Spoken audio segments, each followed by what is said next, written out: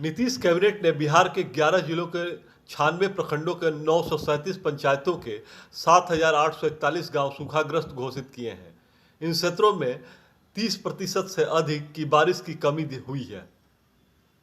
मुख्यमंत्री नीतीश कुमार सूखा को लेकर लगातार बैठक करते रहे। गुरुवार को बिहार कैबिनेट की बैठक में इसका प्रतिफल भी देखने को मिला। कैबिनेट की बैठक में राज्य के 11 जिलों के 96 प्रखंडों के 937 पंचायत के 7,841 गांव सूखा घोषित कर दिए गए। इन क्षेत्रों में 30% से अधिक बारिश की कमी हुई है। राज्य सरकार ने क्षेत्रवार आकलन कर यह फैसला लिया है।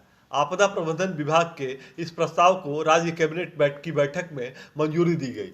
बैठक के बाद कैबिनेट के अपर मुख्य सचिव डॉक्टर एस सिद्धार्थ ने संवाददाता सम्मेलन को बताया कि 7,841 गांव के सभी टोले बसावटों को सूखाग्रस्त घोषित किया गया है। इन गांव के सभी परिवारों को विशेष सहायता दी जाएगी। इसके लिए बिहार आकस्मिकता निधि से 500 करोड़ की अग्रिम स्वीकृति सरकार द्वारा दी गई है और परिवारों के सर्वे का काम जल्दी ही शुरू होगा। आपदा प्रबंधन विभाग ने बताया कि इस वर्ष जुलाई में वर्षा में 60% और अगस्त में 37% की कमी हुई। इस दौरान बारिश भी अनियमित रही। 1 जून से 31 अगस्त तक औसतन 39% कम बारिश हुई।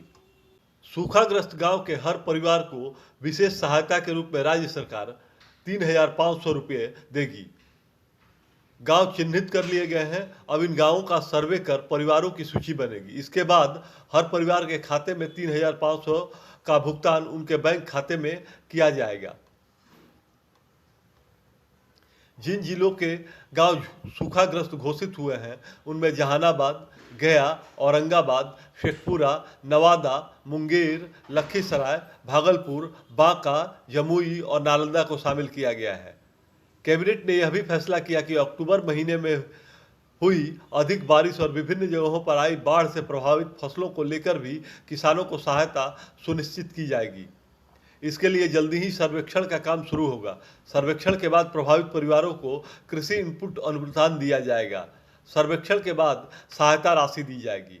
कम बारिश के कारण सिंचाई व्यवस्था के लिए राज्य सरकार किसानों को डीजल पर अनुदान दे रही है।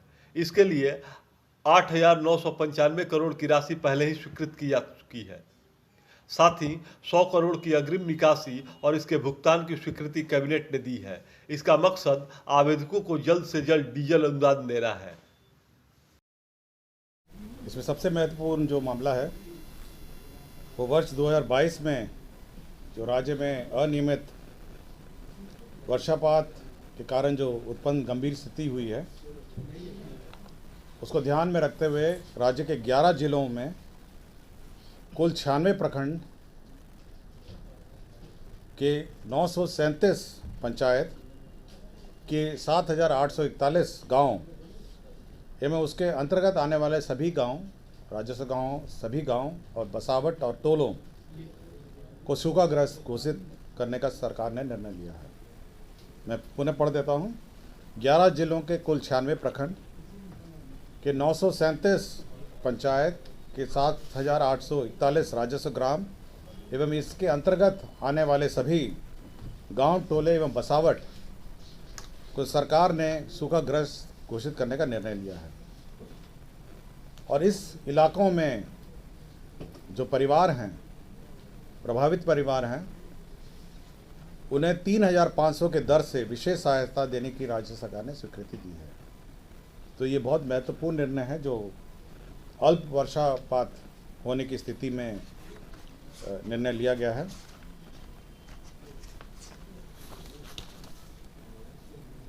इसी के आलोक में जो भुगतान करने के लिए आपदा प्रबंधन विभाग ने 500 करोड़ बिहार आकस्मिकता निधि से अग्रिम के रूप में राज्य सरकार ने स्वीकृत किया है। तो एक और जहां पर राज्य सरकार ने सूखाग्रस्त इन इलाकों को घोषित किया, वहाँ 3,500 रुपये प्रति परिवार देने का निर्णय लिया गया है। और इसके लिए 500 करोड़ राज्य सरकार ने जो बिहार कंटिजेंसी फंड है, निधि है, उससे अग्रिम की निकासी की स्वीकृति दी है।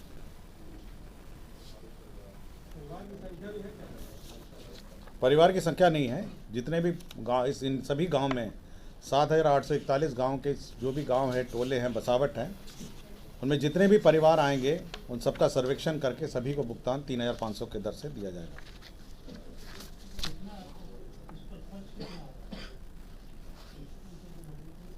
इसमें खर्च तो एक बार सर्वे होगा, उसके बाद अनुमानित है करीब 450-500, इसलिए 500 करोड़ का आपका जो बिहार आकस्मिकता निधि से अग्रिम भी लिया गया है।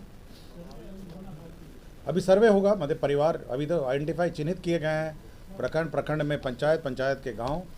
अब हर टोला, हर बसावट और हर गांव का सर्वेक्षण होगा, परिवारों की लिस्ट बनेगी और उनको भुगतान होगा। साथ ही साथ इसमें एक महत्वपूर्ण और निर्णय लिया गया है, साथ ही साथ जो फसल क्षति हुई है विभिन्न जिलों में, जो एक्सेस रेनफॉल